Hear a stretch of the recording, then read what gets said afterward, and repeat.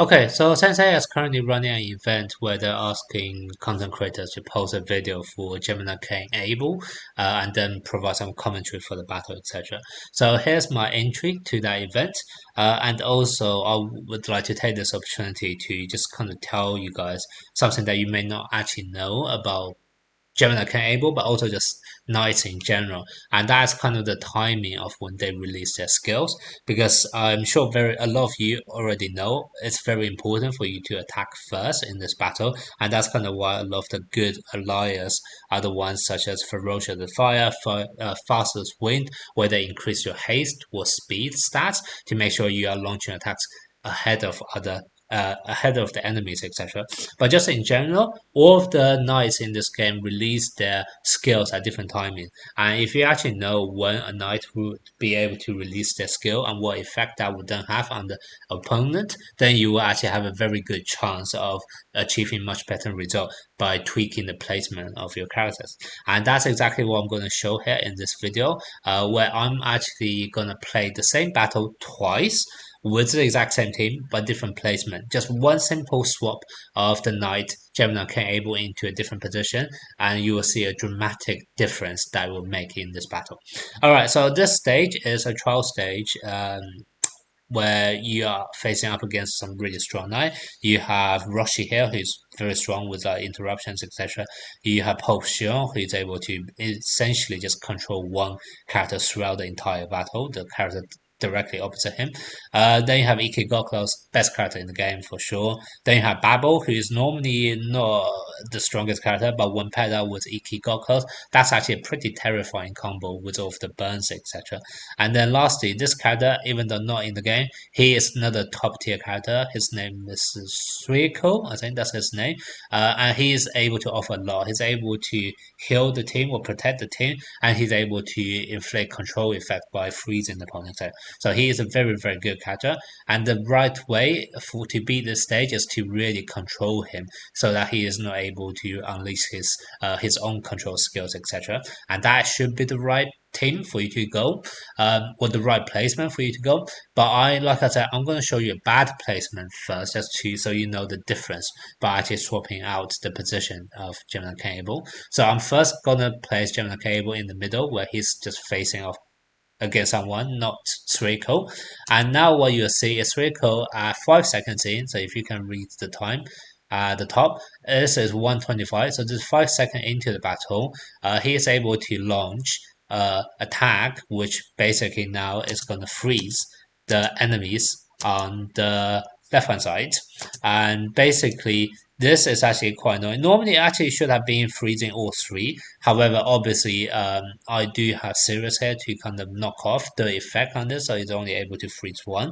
But still, normally this would have acted. And also, you can say this happened before Arismu's Crystal War. So, and Arismu is actually being controlled by Pope Shuan, so wouldn't be able to activate Crystal War in the first place anyway. But as you can see here, once again, another so the first time he launched attack was 5 seconds in. Another 9 seconds later, Suiko's activated his looping skill again, freezing all three of my knights on the left hand side. So now they're not able to do anything. So pretty much my three knights on the left hand side have just been doing nothing for this entire battle the whole time.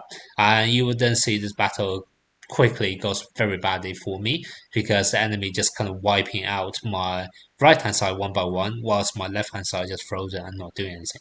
So you can kind of see 30 seconds in, the enemy still have four characters. I am down to my last one, and obviously I'm going to lose this battle. All right, so this is going to be what's happening. Now, if I just do a simple swapment, just switching out the position of my Gemini cable, so exactly the same thing, but now I'm actually facing up against the enemy 3-co. Now let's take a look at the impact this will be making. So remember last time, 3-co froze off my off my knight on the left hand side after 5 seconds. Now 5 seconds in, what's gonna happen? So let me go back slightly and try to pause it. So this is 4 seconds in, 5 seconds in. You probably just saw some quick animation of the freeze triangle, but if you actually take a closer look, you can then see the enemy 3-co actually turned around, and that's because my Gemini King Abel is able to use his looping skill, which terrified the enemy and essentially interrupted his skill. Now, obviously, this skill description of Gemini Cain Abel doesn't actually say he can interrupt, but this is what he's actually doing in reality. Is that because he is terrifying the enemy is forced to use a different attack, and therefore essentially interrupted his own skill. And that is very important, and this is achievable only because Gemini Cain Abel is able to use his looping skill so early on. For example, if you take a look at Aris Mu, who is able to put up Crystal Wall, another very strong looping skill, but that's much later in the battle. So knowing that Gemini Cain Abel is able to do this and then therefore interrupt the enemy's looping skill, this is a very, very useful ability to kind of manipulate the battle into your flavor, into your favor.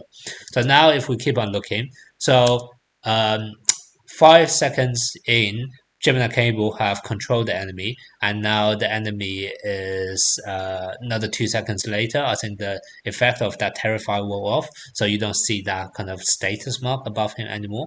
However, if we keep going a bit more, Gemini Cable, because he is able to reset his cooldown when he swap around, he basically essentially allows him to activate his looping skill again straight away.